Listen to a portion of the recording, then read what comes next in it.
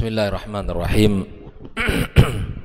Assalamualaikum warahmatullahi wabarakatuh.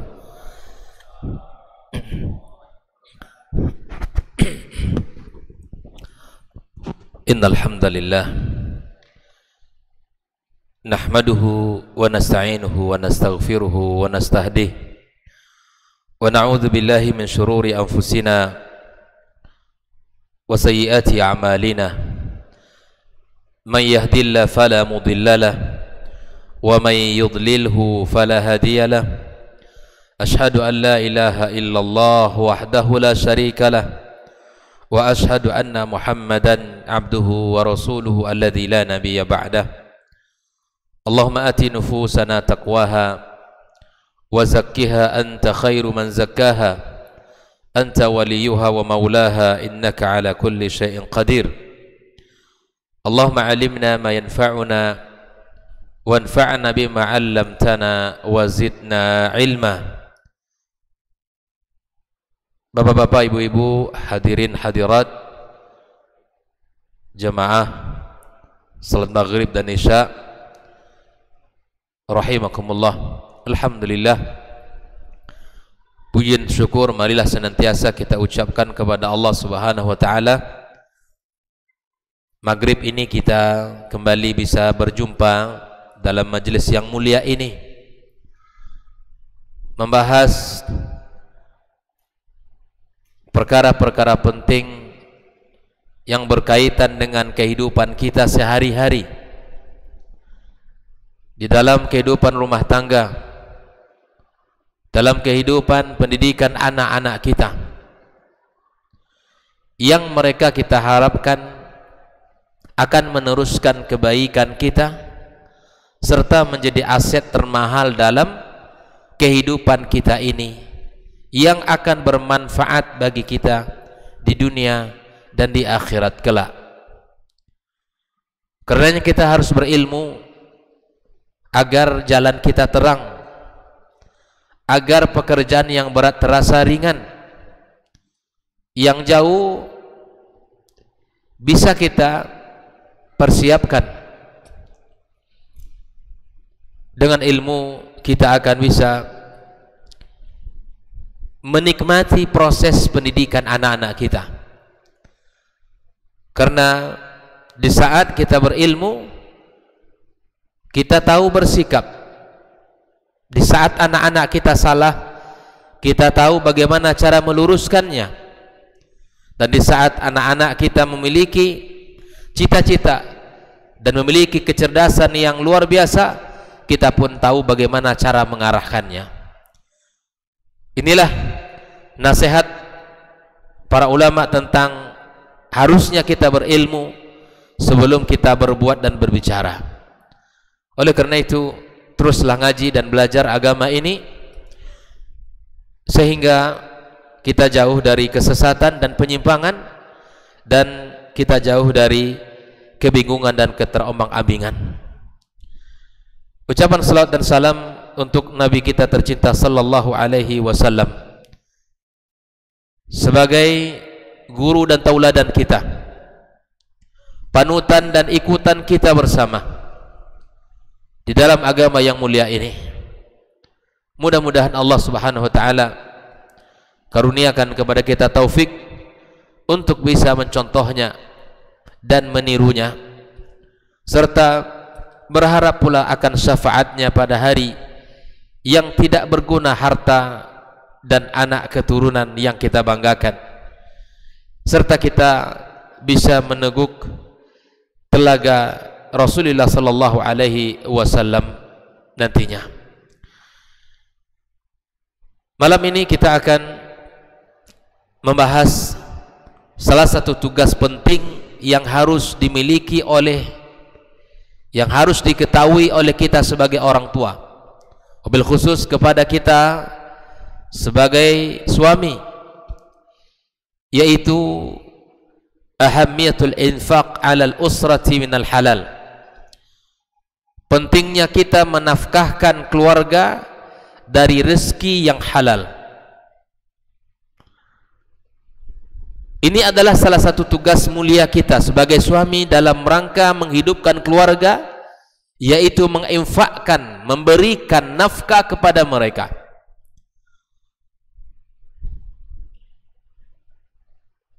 Rasulullah sallallahu alaihi wasallam menyebutkan, di mana Abu Hurairah meriwayatkan sebuah hadis dari Rasul sallallahu alaihi wasallam, dia berkata, qala Rasul sallallahu alaihi wasallam,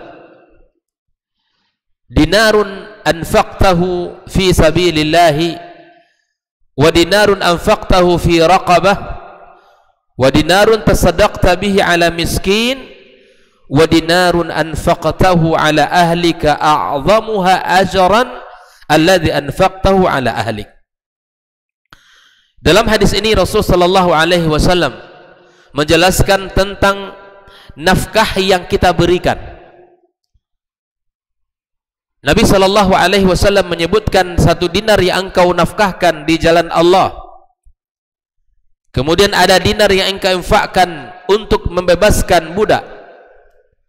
Dan dinar yang engkau sedekahkan untuk orang-orang miskin, serta ada dinar yang engkau berikan kepada keluargamu, itu jauh lebih besar pahalanya di sisi Allah dinar yang engkau berikan kepada keluarga. Semuanya amal baik yang kita berikan di jalan Allah itu baik.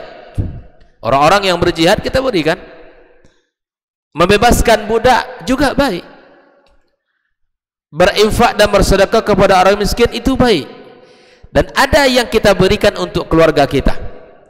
Maka ternyata dari semua amal baik tadi itu, harta yang kita berikan untuk keluarga itu jauh lebih besar pahalanya. Maka pekerjaan para ayah, pekerjaan para suami di dalam menafkahi keluarga itu memiliki kedudukan yang luar biasa di dalam Islam. Fahadhin nafaqah allati tastahiqqul ajrul azim, nafkah yang kita berikan kepada keluarga kita yang akan melahirkan pahala yang besar, yajib an takuna min halal.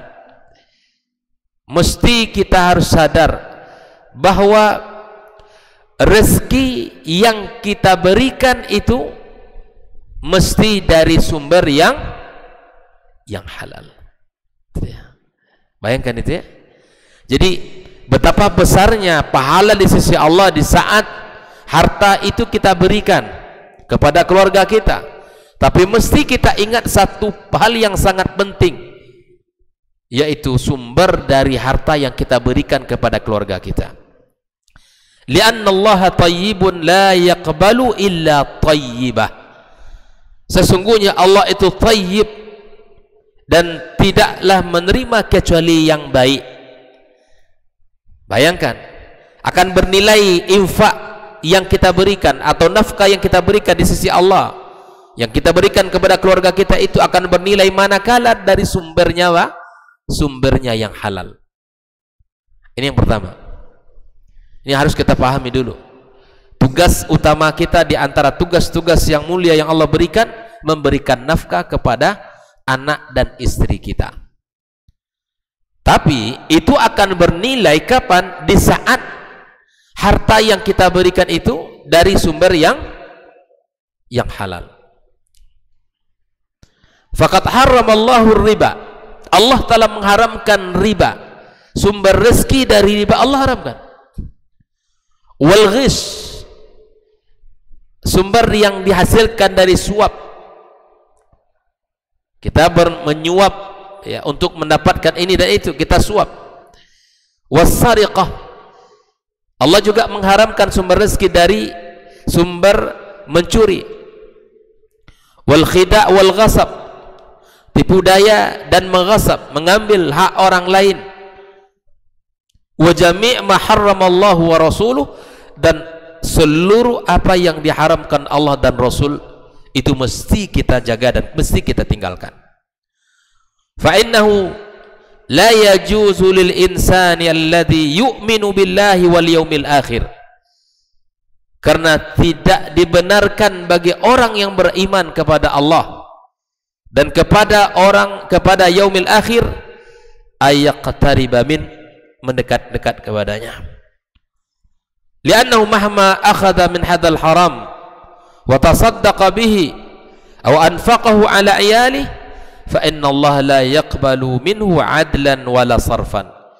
Apapun yang diberikan oleh suami, oleh kepala rumah tangga kepada keluarganya dari sumber yang haram, dari rezeki yang haram kepada keluarganya, maka Allah tidak akan terima sedikit pun. Tak akan Allah lihat dan tidak Allah pandang itu. Bayangkan itu. Oleh itu ikhwani kaum muslimin rahimakumullah, disinilah pentingnya ilmu. Sekali lagi, kalau orang tahu ilmu, dia berusaha menjaga, walaupun mungkin dari sisi jumlah gaji yang diterima itu banyak, tapi itu haram, dia tidak akan bergeming dan tidak akan mau untuk bekerja di situ.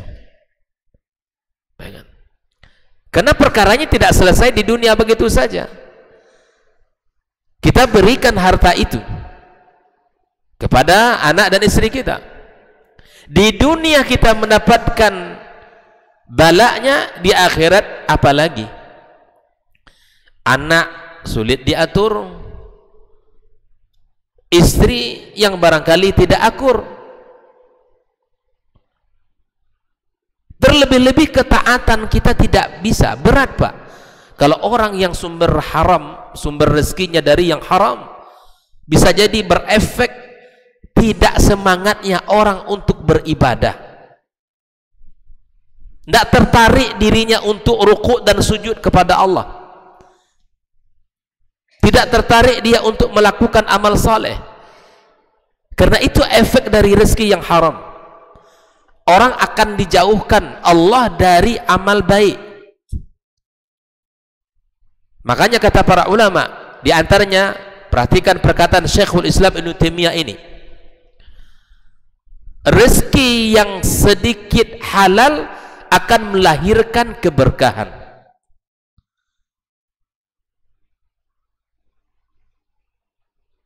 Rezeki yang haram walaupun jumlahnya banyak akan melahirkan kesengsaraan.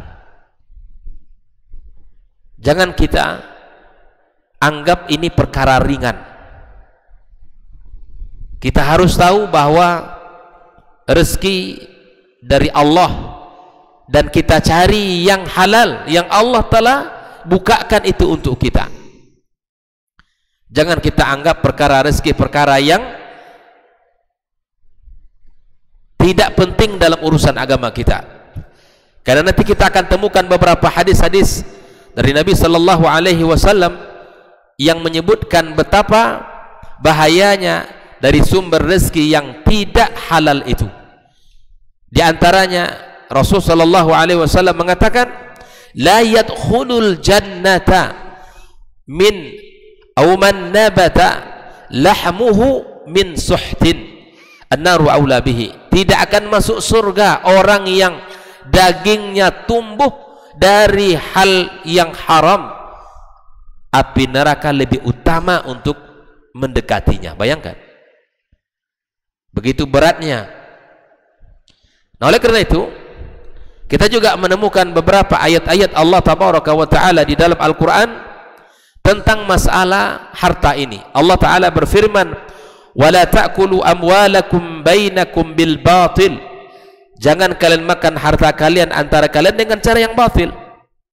Carilah rezeki yang halal, jauhkan rezeki-rezeki yang haram. Di saat para suami mampu hijrah meninggalkan pekerjaan yang haram,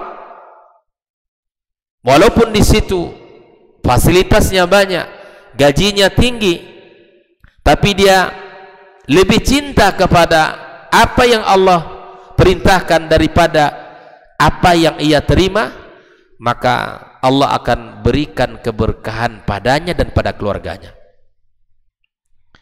Orang yang meninggalkan sesuatu karena Allah, Allah akan ganti yang lebih baik.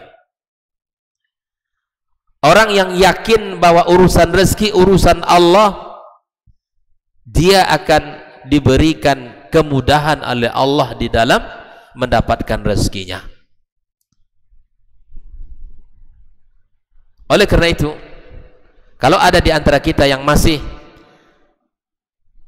memperoleh sumber rezeki dari jalan yang haram, bersegeralah kita untuk bertaubat kepada Allah, bersegeralah kita untuk melepaskan diri darinya, agar sisa usia kita ini berkah, agar anak-anak kita tumbuh di dalam keimanan, dan kehidupan rumah tangga kita ini harmonis, akur, mendatangkan ketenangan jiwa dan mendatangkan kenyamanan di hati. Nah, inilah kunci kalau ingin rumah tangga kita menjadi rumah tangga yang mendatangkan kebahagiaan. Allah Subhanahu wa taala juga mengatakan di dalam surat Al-Mutaffifin, ya, wailul lil mutaffifin, ya, celaka bagi orang-orang yang curang, ya, dalam timbangan mereka. Alladzina idza iktalu 'alan nasi yastawfun, ya, kalau dia ditimbang oleh orang untuknya, maka dia minta disempurnakan. Wa idza kaluhum aw wazanuhum yukhsirun, tapi apabila mereka menimbang untuk orang lain, maka mereka menguranginya. Ala yadhunnu ulaika annahum mab'utsun liyaumin azim. Tidakkah kalian wahai para pedagang yang curang dalam timbangan, yang curang dalam takaran, tidaklah kalian takut kepada Allah Subhanahu wa taala akan hari yang sangat agung, hari yang sangat menakutkan? Allah akan bangkitkan, Allah akan tunjukkan seluruh kecurangan-kecurangan itu di hadapan makhluknya. Bayangkan, Pak, jangan kita bermudah-mudah di dalam memakan atau mengambil hak orang lain. Dari Hakim Ibn Hizam berkata, Rasulullah SAW bersabda, ini adalah panduan untuk para pedagang, panduan untuk kita agar apa yang kita lakukan dalam dagang kita melahirkan keberkahan. Rasulullah SAW bersabda, al-bay'ani bil khiyari ma lam yatafarraqa. Antara pembeli dan penjual, mereka ada khiyar di situ sebelum mereka berpisah dalam majelis. Di saat tawar-menawar itu dibolehkan, ya. Masalah penjual menunjukkan barang ditawar oleh pedagang itu dibolehkan bil khiyar. Fa in sadaqa wa bayyana burika lahuma fi bai'ihima. Jika mereka jujur di dalam dagang mereka itu dan betul-betul disebutkan kondisi barangnya itu seperti apa. Ya, kalau ditanya ini barang lama atau barang baru, Bang, bilang barang baru padahal barang lama, tidak jujur namanya. Ini kondisinya bagaimana? Oh, masih luar biasa kondisi ini, bagus sekali, yang terbagus ini, padahal kondisi sudah parah. Kalau mereka jujur, maka Allah akan berkahi usaha mereka, jual beli mereka. Wa in kadzaba wa katama muhiqat barakatu bai'ihima. Andai mereka berdusta dan menutup-nutupi kekurangan-kekurangan barangnya, tetapi disampaikan kalau barang itu bagus kualitasnya, maka Allah cabut keberkahan dagang mereka. Ini kita para pedagang, saudara-saudaraku, ya, yang aktivitasnya berdagang, kalau hari-harinya menimbang, maka perbaiki timbangannya itu. Lebih baik dia berlebih daripada terkurang. Kalau berlebih, itu sedekah dari kita untuk dia. Tapi kalau terkurang, jangan dikira itu akan membuat kita selamat. Tidak. Halalnya rezeki akan dihisab, apalagi haramnya. Bayangkan, halalnya rezeki itu akan dihisab Allah di hari kiamat, apalagi haram. Maka jangan kita tertarik untuk memakan sesuatu yang haram. Jangan kita bermudah-mudah untuk membawanya ke dalam rumah tangga kita, karena yang akan menjadi korbannya adalah anak dan istri kita. Ini korban mereka yang pertama itu. Jangan gara-gara ingin menyenangkan hati istri dan anak-anaknya dia tidak peduli sumber rezeki itu. Jangan, karena itu akan menyengsarakan anak dan keluarga kita. Para pedagang, agar dagangan kita, usaha kita ini diberkahi Allah, maka jujurlah dengan apa yang kita jual, sampaikan apa adanya dan sebutkan kondisinya. Kalau dibeli olehnya, alhamdulillah. Kalau tidak dibeli, belum rezeki kita. Ingat, rezeki itu Allah yang ngatur. Usaha kita boleh sama, tapi bisa jadi penghasilan kita berbeda. Rambut kita boleh hitam, sama-sama hitam, tapi nasib dan kondisi kita berbeda. Oleh ikhwani kaum muslimin rahimakumullah,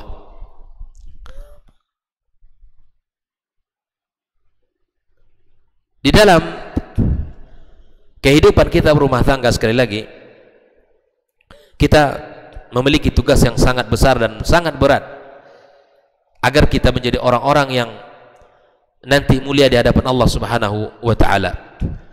Umar radhiyallahu taala anhu menumpahkan susu yang dicampur dengan air, yang dijual dengan curang, sebagai bentuk ta'dib kepada orang-orang yang menipu di zamannya. Oleh ikhwani kaum muslimin, inilah salah satu bentuk perhatian Umar, ditumpahkan sama dia. Orang-orang yang menjual susu dengan curang ditumpahkan sebagai bentuk hukuman dan sekaligus teguran bagi mereka yang curang. Fa'alal muslim ayra'iya fi kasbihi ala usratihi al-kasb min al-halal at-tayyib. Bagi seorang muslim agar memperhatikan dari sumber rezeki yang diberikan kepada keluarganya, sumber rezeki yang halal. Lianna at-tujjar alladhina ya'kuluna amwalan nas bil batil humul fujjar. Para pedagang yang memakan harta orang dengan cara yang batil, mereka itu adalah al-fujjar, orang-orang yang buruk, orang-orang yang berdosa. Bedanya sedikit, at-tujjar dengan ta, al-fujjar dengan fa. At-tujjar para pedagang, kalau mereka tidak jujur, maka mereka itu disebut dengan al-fujjar. Berdasarkan hadis Rasul sallallahu alaihi wasallam, Nabi bersabda, ya ma'syarat tujjar, wahai para pedagang. Fastajabu li Rasulillah sallallahu alaihi wasallam wa rafa'u a'naqahum wa absarahum ilaihi. Para pedagang itu mengangkat, melihat, mengarah kepada yang memanggil. Faqala sallallahu alaihi wasallam, innat tujjara yub'atsuna yaumal qiyamati fujjaran illa man ittaqallah wa barra wa sadaq. Para pedagang itu di hari kiamat kelak Allah bangkitkan sebagai orang yang pendosa, orang-orang yang melakukan dosa, kecuali para pedagang yang bertakwa kepada Allah, yang berbuat baik dan yang jujur. Ini sifat-sifat pedagang yang selamat di hari kiamat kelak.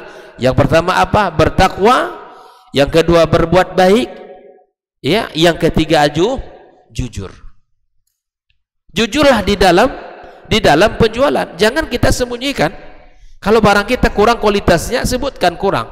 Tidak perlu kita katakan baik agar orang membelinya. Terkadang ada orang pedagang, ya, misalnya ada orang pembeli, dia tidak tahu gitu ya, tidak tahu dengan kualitas, dengan apa. Tapi ke pedagang ini tahu nih, orang bisa di bahasa kita bisa digoreng gitu ya, bisa dikerjain. Jangan. Anda mungkin selamat di dunia mendapatkan untung, tapi Anda tidak akan bisa selamat dengan pengawasan Allah Subhanahu wa taala. Andai kita jujur di dalam ucapan, itu akan membuat orang senang. Ya, nah. Kalau kita jujur Pak dalam ucapan, orang senang. Orang akan kembali datang kepada kita untuk membelinya. Tapi kalau kita tidak jujur, sekali saja orang terkesan ya dibohongin, maka orang tidak akan mau datang untuk kembali datang membelinya. An Abdurrahman ibn Shibil radhiyallahu taala an qala sami'tu Rasul sallallahu alaihi wasallam yaqul innat tujjara humul fujjar. Nabi berkata, sesungguhnya pedagang itu mereka orang-orang pendosa. Faqalu ya Rasulullah alaysa qad ahallallahu al-bai'a, bukankah dagang itu telah dihalalkan oleh Allah? Qala bala, Nabi berkata iya, walakinnahum yuhaddithuna fayakdzibun, mereka kalau bicara dusta, wa yahlifuna wa ya'thamun, kalau mereka bersumpah mereka melakukan dosa. Jadi pedagang mesti jujur, jangan pernah ya berdusta, dan jangan pernah ya berbohong, bahkan ditambah dengan sumpah jangan, karena itu akan memberatkan kita pada hari kiamat kelak. An Abi Sa'id radhiyallahu taala, dan Nabi sallallahu alaihi wasallam qaal at-tajirus saduq al-amin ma'an nabiyyin was-siddiqin wasyuhada. Ini adalah kedudukan untuk para pedagang yang jujur. Nabi sallallahu alaihi wasallam mengatakan, pedagang yang jujur dan amanah akan bersama para nabi, bersama para siddiqin dan para syuhada di hari kiamat kelak. Masya Allah ya, hani'an lakum, ya selamat bagi para pedagang yang jujur dan amanah, akan dibangkitkan Allah bersama para nabi, para siddiqin dan para syuhada di hari kiamat kelak. Tapi syaratnya apa? Jujur. Apa yang kita cari dari rezeki tentunya adalah keberkahan. Apa yang kita inginkan dari apa yang Allah titipkan kepada kita adalah keberkahan. Karena apalah artinya harta yang banyak tapi kita tidak bisa dekat dengan Allah. Untuk sholat jamaah saja susah, untuk ngaji lisan kita berat, apalagi untuk mengeluarkan zakatnya, itu sangat berat lagi. Karena zakat harta itu membutuhkan keimanan, dan tidak sedikit orang yang punya alasan, punya cara untuk agar terbebas dari zakat tersebut. Maka oleh karena itu, selamat bagi para pedagang yang jujur dan amanah, karena akan dibangkitkan bersama para nabi, para siddiqin dan syuhada di hari kiamat kelak. Dan ini adalah salah satu kemuliaan yang harus kita ketahui bersama. Ikhwanikum muslimin rahimakumullah. Allah Subhanahu wa taala di dalam surah At-Tahrim telah mengatakan, ya ayyuhalladzina amanu qu anfusakum wa ahlikum nara. Allah berfirman, wahai orang-orang yang beriman, jaga diri kalian dan keluarga kalian dari api neraka. Jelas nasnya dari Allah tabaraka wa taala agar kita disuruh menjaga diri kita ini, menyelamatkan diri kita dan keluarga kita dari neraka Allah Subhanahu wa taala. Sehingga di dalam sebuah hadis Nabi sallallahu alaihi wasallam, Nabi mengatakan, ittaqun nara walau bisyikki tamrah. Bapak Ibu semua yang dirahmati Allah, Nabi mengatakan, jagalah diri kalian dengan tamar, walau hanya separuhnya kalian bisa. Jadi sedekah itu sangat menyelamatkan kita. Sedekah itu menjaga diri kita, menjauhi murka Allah. Sedekah itu akan menjaga kita dari neraka Allah. Maka lakukan. Berapa yang bisa kita berikan, berikan. Subhanallah. Nabi SAW mengatakan, menyemangati kita agar kita berusaha menjaga diri dari neraka Allah Subhanahu wa taala, walau hanya dengan separuh kurma, yaitu yang kita mampu, maka lakukan itu. Kaum muslimin rahimakumullah. Nah, terlihat di dalam sejarah bagaimana Rasul sallallahu alaihi wasallam menjaga keluarga dan keturunannya dari neraka. Kisah yang masyhur di saat Al-Hasan memakan kurma sedekah ketika itu di Masjid Nabawi, maka Hasan dikejar oleh Nabi kita sallallahu alaihi wasallam. Di saat Rasul melihat Hasan memakan kurma sedekah itu, dikejar oleh Nabi, meminta untuk dimuntahkan, dikeluarkan dari mulutnya yang mungil. Nabi sallallahu alaihi wasallam mengatakan kepada Hasan, kuh, buang itu, buang nak. Buang makanan itu. Tidakkah kamu tahu bahwa kita tidak menerima sedekah? Yang namanya anak kecil dia tidak tahu. Maka Nabi menyuruhnya untuk mengeluarkan. Bahkan Nabi SAW bantu dengan dicongkelnya mulut yang mungil sehingga mengeluarkan apa yang telah ditelan yang dikunyahnya tadi. Ini adalah bentuk usaha Nabi agar anak cucunya terjaga dari yang haram. Tidak seperti kita hari ini dengan memiliki beberapa alasan-alasan yang akan melegalkan apa yang dibuatnya. Apa kira-kira alasan? Hah? Apa kira-kira kalau anak kecil makan yang sesuatu yang bukan miliknya, kira-kira apa? Karena masih kecil. Karena masih apa lagi? Dia lapar sekali-sekali cuman ya. Lapar dia sekali-sekali cuman, enggak masalah lah sekali ini. Atau dia juga belum tahu hukumnya kok, itu haram itu kan? Apa kira-kira lagi? Pandai sekali kita buat alasan. Padahal kalau itu dibiarkan, itu akan terbiasa nantinya. Kalau ada orang berarti bagaimana sikap kita, Ustaz? Kalau ada anak kita memakan sesuatu yang itu bukan milik kita, apakah kita biarkan atau kita cegah? Kita cegah. Langsung kita cegah. Langsung. Jangan dibiarkan.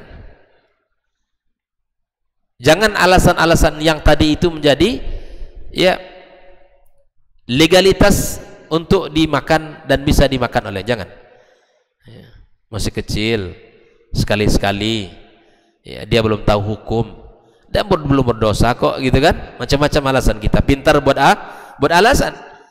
Tapi kemudian subhanallah, lihatlah Nabi yang tadi mencegah cucunya Hasan, dikeluarkan dari mulutnya langsung, jangan kamu makan nak, karena itu dilarang dalam agama kita. Coba lihat syariat yang mulia ini kaum muslimin, luar biasa ini panduan. Hari ini tidak hanya makanan, apa saja dari bentuk mainan, katakan mainan, jangan, oke lah makanan, oke kita sepakat. Mainan bagaimana? Sama saja. Kalau itu bukan kita yang membelikan dan kita tahu itu adalah diambil dari orang lain, cegah. Karena kalau kita mencegah sejak dini, sejak kecil, itu akan lebih mudah untuk kita mencegah nanti di saat sudah besar. Ibarat pepatah Melayu apa? Melentur buluh dari rebungnya, ya enggak? Ajarkan hal-hal yang baik itu sejak kecil. Ajarkan perkara-perkara yang baik itu sejak dini, agar dia bisa tumbuh di atas kebaikan itu. Itu pepatah Melayu tadi. Ada pepatah Arab yang mengatakan man sabba ala syai'in saba alaihi, yang tumbuh dari kebiasaan yang baik sejak kecil, dia akan tumbuh dengan kebaikan dengan kebiasaan itu. Wa man sabba ala syai'in mata alaihi, yang tumbuh di atas kebiasaan itu, yang hidup di atas kebiasaan itu, dia akan mati di atas kebiasaan itu. Masya Allah. Jadi tugas kita sangat besar, menjaga diri dan keluarga dari neraka. Sama juga seperti mainan tadi, atau buah-buahan. Misalnya buah-buahan dibawa oleh anak kita, ya, dibawa oleh mereka ke rumah, sama-sama kita ingatkan, ini dari mana buah ini, gitu kan? Ke musim mangga misalnya kan, bawa sekantong sama dia Pak Haji kan, mangga. Dari mana mangga ini nak? Dari Pak Haji sebelah. Oh, kalau Pak Haji, kita pastikan dulu. Pak Haji betul nih, gitu kan? Kalau betul-betul dia ngasih, bismillah kita makan. Kalau tidak, ya sama-sama kita jauhi makan. Jangan pula kita yang semangat dari anak orang kan, mampak mangga manis kan, kita sini nak itu kan, biar abi bukakan. Nah, kita subhanallah jangan bermudah-mudah di dalam perkara-perkara yang haram ini. Ikhwanikum muslimin rahimakumullah. Inilah Nabi kita sallallahu alaihi wasallam berusaha untuk menjaga diri dan keluarganya dari hal yang haram, padahal Hasan ketika itu masih kecil dan masih anak-anak yang belum tentunya balik, tapi Nabi SAW telah mencegahnya, ya telah melarangnya. Sehingga itulah pelajaran mahal untuk kita sebagai orang tua agar kita memperhatikan halal dan haram di dalam syariat kita ini. Ikhwanikum muslimin rahimakumullah. Di antara perkara yang mesti juga kita perhatikan adalah tentang semangat kita di dalam bekerja, di dalam mencari rezeki yang halal. Artinya apa? Apapun yang dihasilkan oleh usaha kita dan itu sumbernya yang kita dapatkan itu halal, walaupun jumlahnya sedikit, itu lebih baik daripada jumlah yang banyak tapi itu diharamkan Allah Subhanahu wa ta'ala.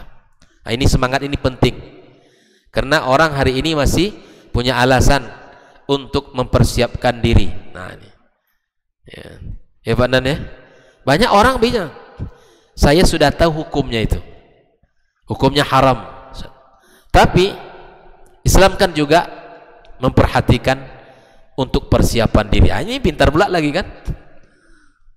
Nah, ini penting, banyak nih saya sudah tahu itu hukumnya haram, tapi kan Islam juga tidak membiarkan kita hidup miskin, hidup melarat, gitu kan? Dia tidak siap mentalnya, sebetulnya nggak siap mentalnya meninggalkan itu, tapi punya alasan-alasan.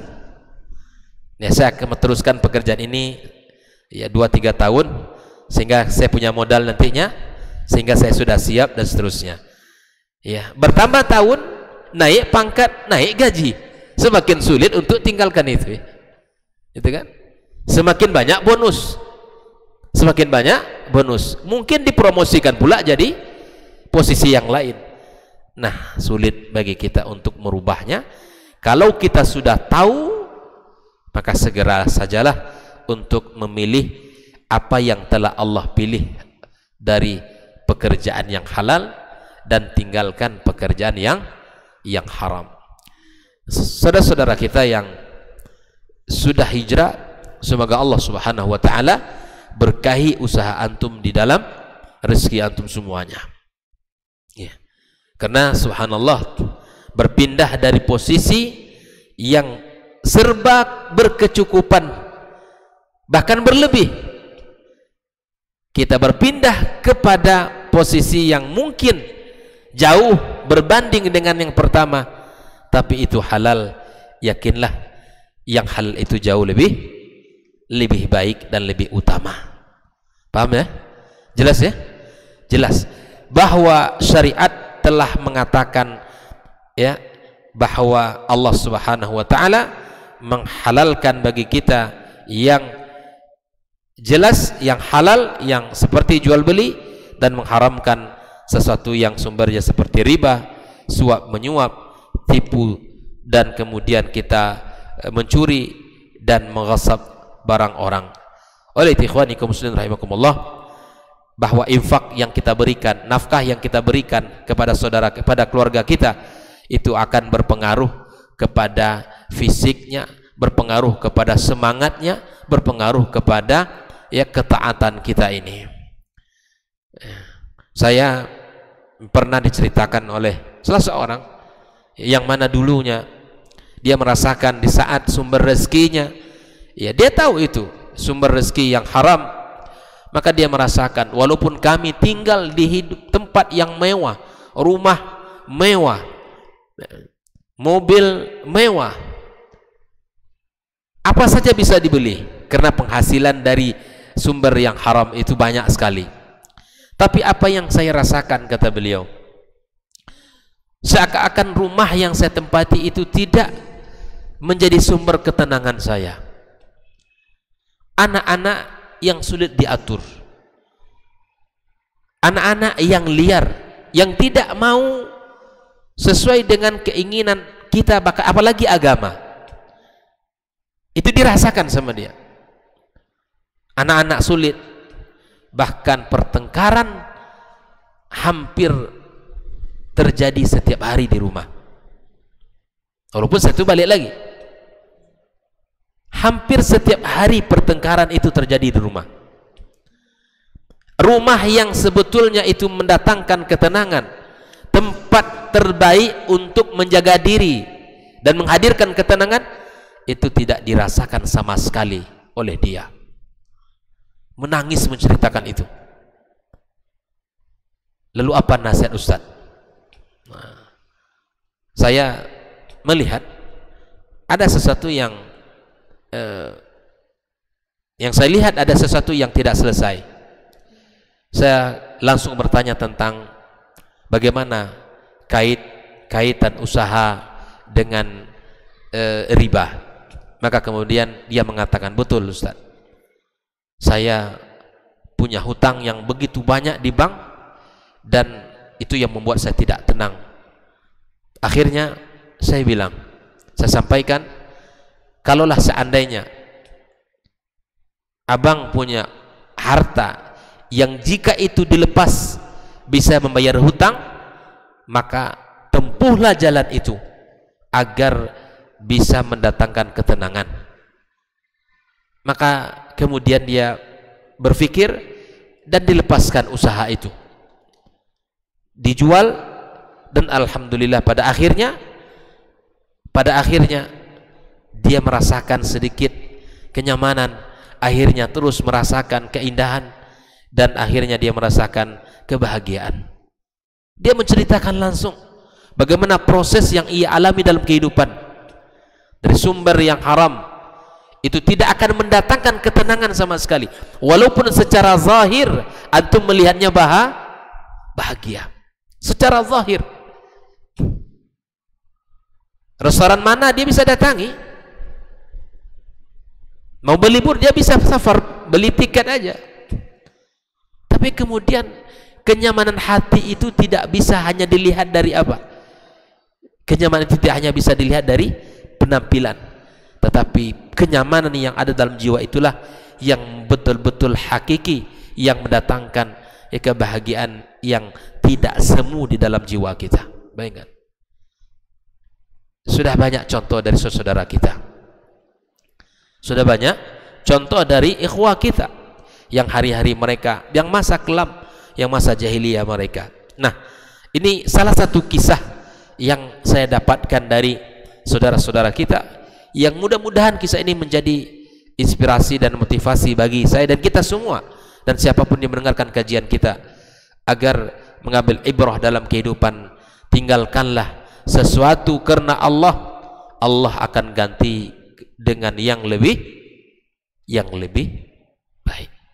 Yakinlah itu, karena Allah tidak akan membiarkan kita ini sengsara, dan tidak akan membiarkan kita ini tanpa ada usaha yang bisa menghasilkan uang. Azan. Baik, kita dengarkan azan sejenak.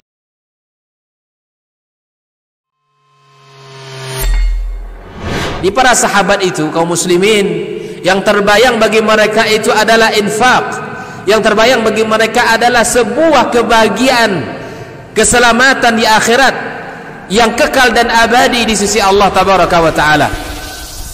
Semua kita boleh klaim sekarang, kamu cinta Nabi, cinta Ustaz, cinta Nabi, cinta Ustaz, termasuk saya, cinta Nabi, cinta. Kapan tahunya? Besok di akhirat. Maka apa kata Nabi sallallahu alaihi wasallam? Amalur rajuli biyadih.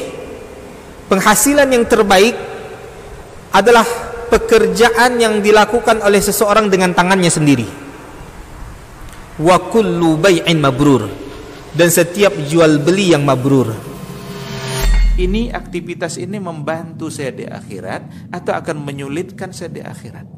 Kalau seandainya perbuatan itu ternyata akan menyulitkan kita di akhirat kelak, tinggalkan perbuatan itu.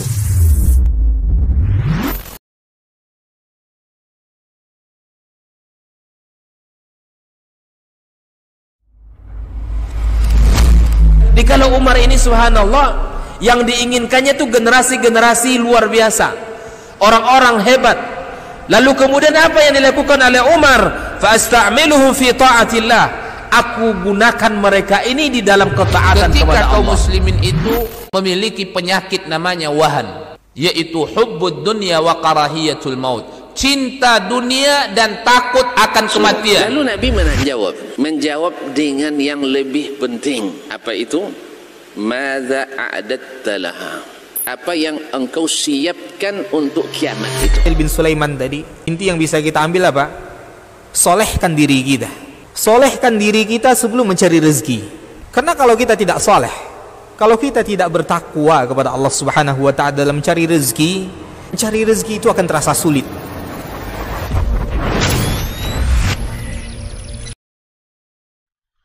Orang yang keluar dari rumahnya menuju rumah Allah untuk menuntut ilmu syar'i, maka sungguh dia sedang berjalan di jalan ilmu, dan itu akan memudahkannya untuk menuju surga Allah Subhanahu wa ta'ala. Man salaka tariqan yatlubu fihi ilman salakallahu bihi tariqan min turuqil jannah. Barang siapa yang menempuh sebuah jalan yang ditempuhnya adalah jalan menuntut ilmu, maka Allah akan mudahkan jalannya untuk menuju surga Allah Subhanahu wa ta'ala. Orang yang berangkat ke masjid untuk menuntut ilmu syar'i dianggap sebagai jihad fi sabilillah. Nabi alaihi salatu wassalam bersabda, "Man dakhala masjidana hadza," barang siapa yang memasuki masjid kami ini, yakni Masjid Nabawi, liyata'allama khairan, untuk belajar atau mempelajari kebaikan, au yu'allimuhu, atau dia mengajarkan kebaikan, kal mujahidi fi sabilillah, adalah seperti orang yang berjihad di jalan Allah. Mudah-mudahan kehadiran kita di rumah Allah yang mulia ini, tujuan kita hanya satu, untuk mencari ridha Allah tabaraka wa ta'ala. Mudah-mudahan ilmu yang kita pelajari, ilmu yang memberikan keberkahan, yang menerangkan jalan kita dan senantiasa menjaga kita di jalan Allah Subhanahu wa ta'ala.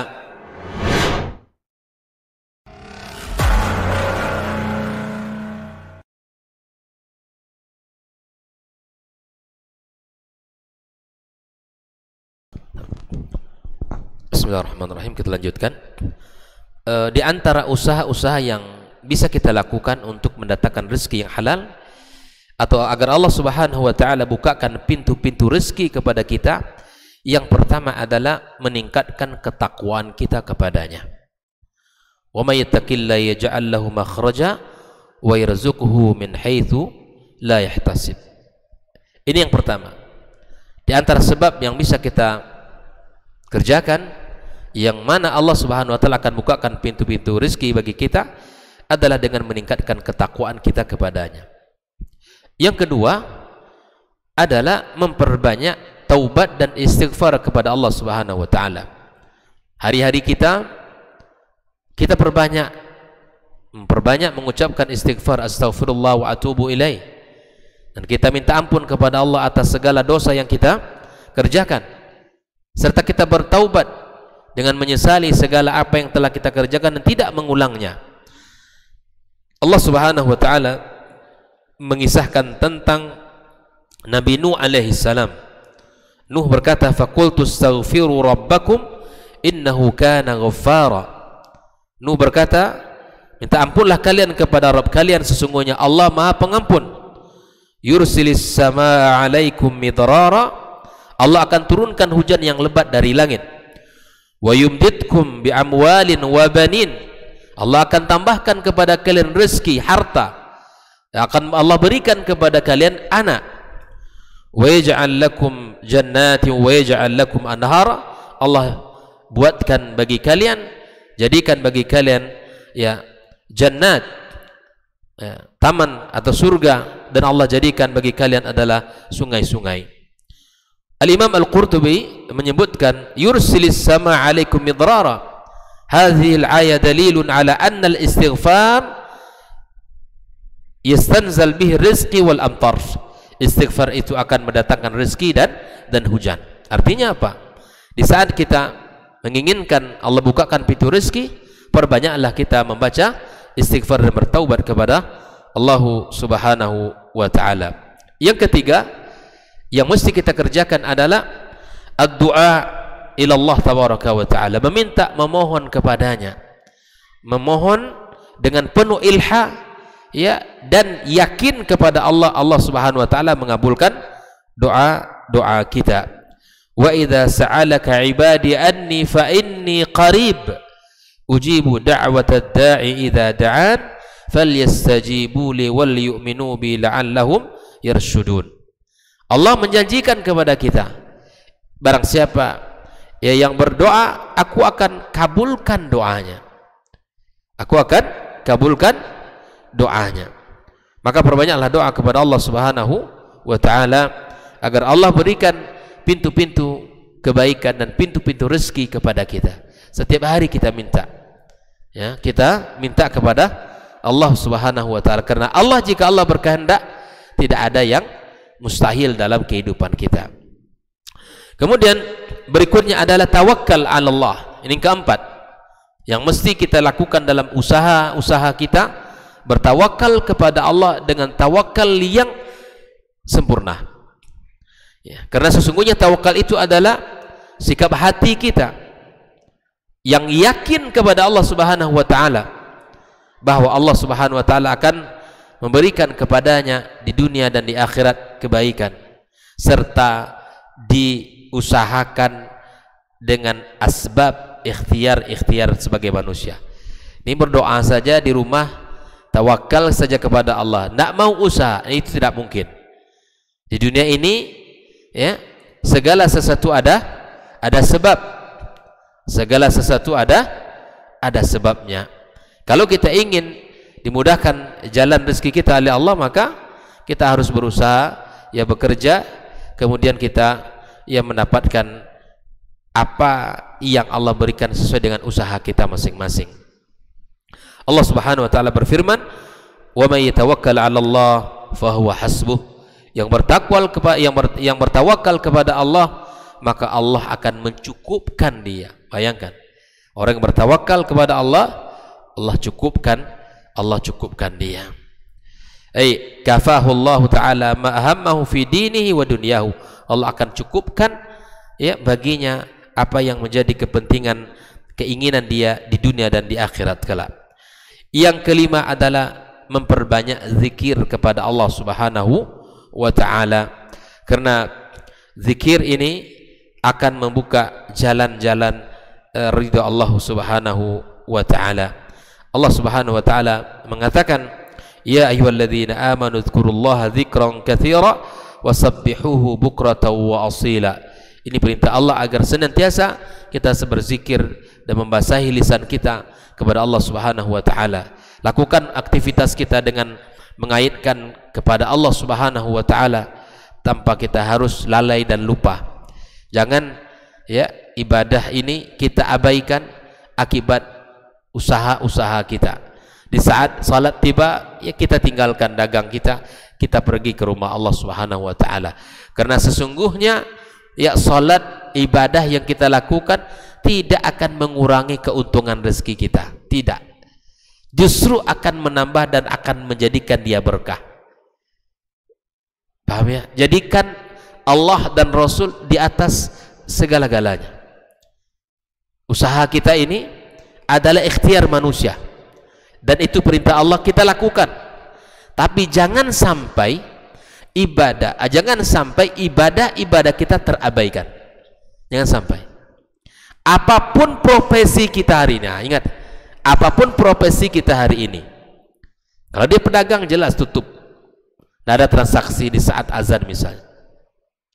Apalagi saat dia pedagang keliling, azan dikumandangkan, parkirkan motornya, salatlah dulu. apapun usaha kita, misalnya jualan gorengan, jualan ya makanan-makanan, silakan apapun aktivitas profesi kita, di saat salat jadikan Allah yang nomor satu. Tidak ada yang besar dari panggilan kecuali panggilan Allah Subhanahu wa ta'ala. Jelas ya? Sekali lagi kita ya dalam berusaha ini, dalam mencari rezeki ini, jangan kita abaikan syariat Allah Subhanahu wa ta'ala. Justru kita jadikan di depan, kita jadikan sesuatu yang penting, sehingga apa yang kita kerjakan ini adalah sesuatu yang menjadi pengikut dari ibadah Allah Subhanahu wa ta'ala ini. Ya, mudah-mudahan kita diberikan Allah ya kemudahan di dalam mencari rezeki yang halal, dan kita berharap kepada Allah keberkahan dari apa yang kita dapatkan dari rezeki yang Allah titipkan kepada kita. Dan ingat, sebaik-baik kita memberikan nafkah, infak, sedekah adalah kepada keluarga kita. Jangan menjadi orang yang bakhil dan pelit kepada keluarga dan anak dan istrinya. Ingat itu, bahwa yang kita keluarkan untuk anak dan istri kita itu memiliki kedudukan nilai yang sangat besar di sisi Allah Subhanahu wa ta'ala. Pahalanya besar. Dan jangan kita memberikan rezeki kecuali yang sumbernya halal, yang telah dijelaskan oleh Allah dan Rasulnya sallallahu alaihi wasallam. Mudah-mudahan anak-anak kita tumbuh dengan keimanan, akhlak yang mulia, cinta kepada Allah dan Rasulnya, serta menjalankan sunnah-sunnah nabinya, cinta kepada syariat yang mulia ini, dan mudah bagi kita untuk mengarahkan mereka, mendidik mereka di dalam kehidupan ini, sehingga dengan rezeki yang halal itu pula Allah jaga anak kita dari pergaulan-pergaulan yang bebas, dari orang-orang sahabat-sahabat yang tidak baik, dan dari lingkungan-lingkungan yang tidak baik. Allah lah yang menjaga, Allah lah yang menjaga itu semua.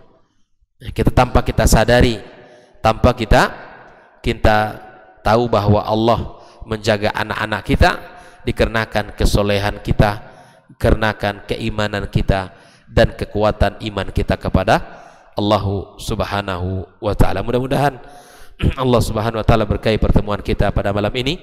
Allah jadikan kita orang-orang yang dipakai Allah di dalam ketaatan. Wa sallallahu ala nabiyyina. Naam. Fadal.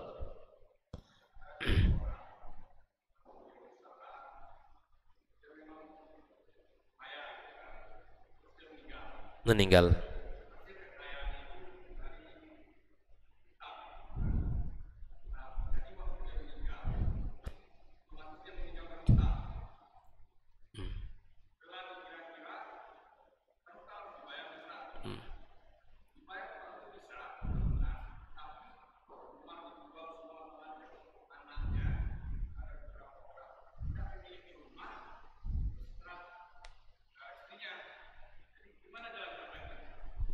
Itu sudah dilakukan, rumah sudah dijual, apa semuanya.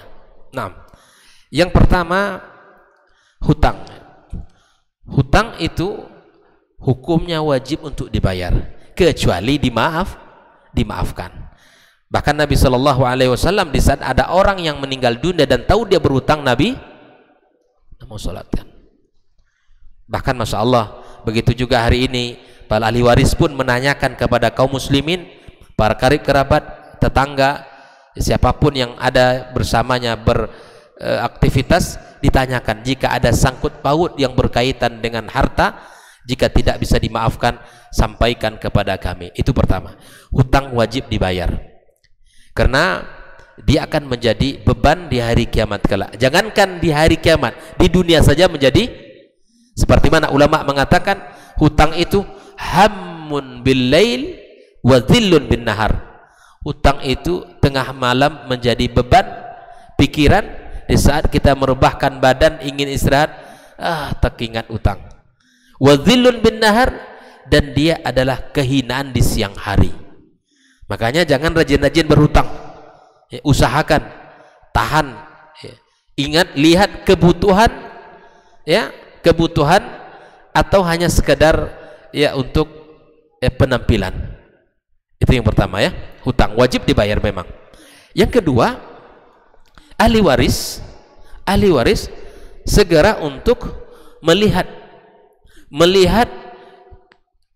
harta yang dihasilkan dari usaha ayahnya tadi, dilihat, dan tentunya jual apa yang bisa dijual untuk melunasi hutang itu. Misalnya tadi kalaupun dijual habis semuanya, hutang boleh lunas, kemudian anak dan istri tak punya apa-apa, gitu kan? Nah, pertama tentu lakukan usaha menjual aset yang ada untuk melunasi hutang itu. Lakukan itu, lakukan terus, lakukan. Dan kemudian kalaulah seandainya ya kondisinya seperti itu, maka dilihat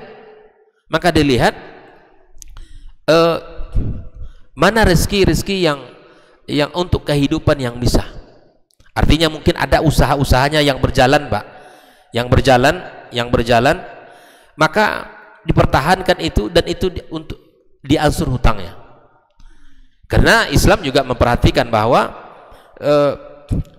jangan sampai mereka ini tinggal dalam, sampai Allah kata wal yakhshal ladzina law taraku min khalfihim dzurriyyatan di'afa. Walaupun ini dalam bab rezeki ya, bahwa jangan sampai anak-anak kita tinggal itu lemah, jangan sampai lemah dalam sisi penghasilan. Maka oleh karena itu lihat, jika ada usaha-usaha yang bisa menghasilkan uang, maka ini dipertahankan dan itu dijadikan usaha untuk menghidupi dia nanti ke depannya, dan itu sambil membayar hutang. Intinya lakukan mana yang bisa dilakukan untuk lepaskan dan ansurkan ke hutangnya. Mana yang bisa untuk menghidupkan dia dan juga untuk mengansur hutang, maka itu dijaga dan terus dibayar hutang sampai hutang itu lunas. Nah, ini kan saya yakin pasti ada usaha-usaha yang menghasilkan gitu kan, lalu nggak bisa ya usaha ini yang menghasilkan, yang misalnya ada tanah, ada rumah, ada bisnis yang masih jalan. Lepas mana-mana usaha atau harta yang bisa lepaskan untuk bayarkan hutang. Tapi manakala ada usaha yang bisa, yang di situ ada penghasilan, dan itu dia bisa menopang hidup, maka itu bisa dipertahankan dan hasilnya juga bisa untuk membayar hutang. Mudah-mudahan Allah SWT mudahkan saudara kita ini, nah Allah berikan kemudahan dalam membayar dan melunasi hutangnya. Wassallallahu ala nabiyyina Muhammad wasallam wa subhanakallahumma bihamdik asyhadu an la ilaha illa anta astaghfiruka wa atubu ilaik. Wassalamualaikum warahmatullahi wabarakatuh.